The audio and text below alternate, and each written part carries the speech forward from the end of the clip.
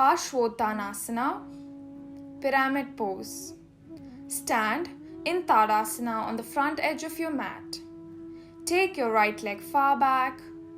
Place your right foot in 45-degree angle and left foot in 90-degree angle. Now, turn your torso towards the left foot.